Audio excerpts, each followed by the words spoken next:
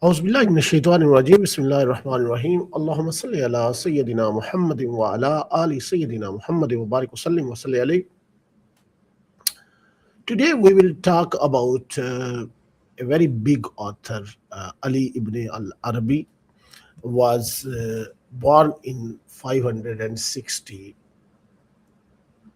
in Murcia uh, to a family of high social position. At the age of 37, he left his home and traveled to eastern land of Islam. So staying for various lengths of time in Mecca, Egypt,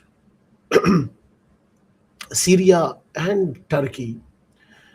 So finally, Ibn Arabi settled in Damascus, where he died around 1638, age of around 78. And during these years, he wrote hundred of books, met many Sufis whom he mentioned by name, and taught his mystical and not only mysticals. Most of the people think that the Ibn Arabi was just a mystic person. He was actually a philosopher, and his ideas, not only the Muslim scholar, but lot of non-Muslim scholars, they actually collected his data, collected his books, like one author, Claude Adas, gathered and analyzed many detail of his biography available in his writing in a very informative book. So that is the quest of for the red sulfur, the life of Ibn Arabi. My dear listeners, my interest in Ibn Arabi writing began several years ago, because you know that the path of Sufi, and his book is the Sufi path of knowledge. Being a student of Islam in general and Islamic theology and Quranic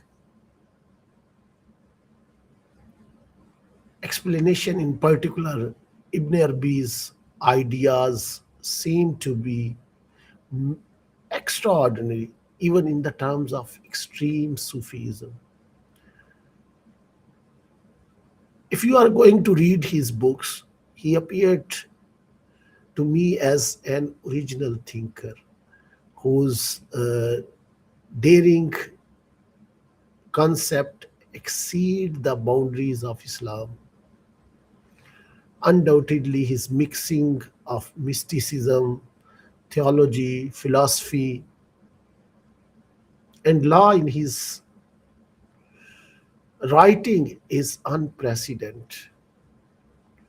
So, further, he used a complex style of writing which contains symbols and with the beautiful way of writing. And the expert audience who could understand him add these appealing factor his influence on later generations, even into the modern era. In the sphere of mysticism and philosophy, and you can understand why scholars and lay people alike are eager to learn his thoughts. The desire to know Ibn al Arabi thought involves overcoming several difficulties.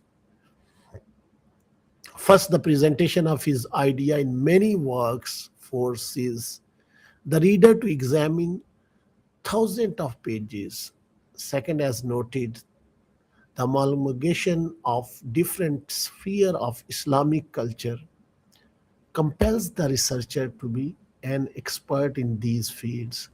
In order to detect influences and to assess the authors originally, Ibn Arabi's style of writing is very complex and often terse and unclear. He also uses poetry as means of conveying his thoughts.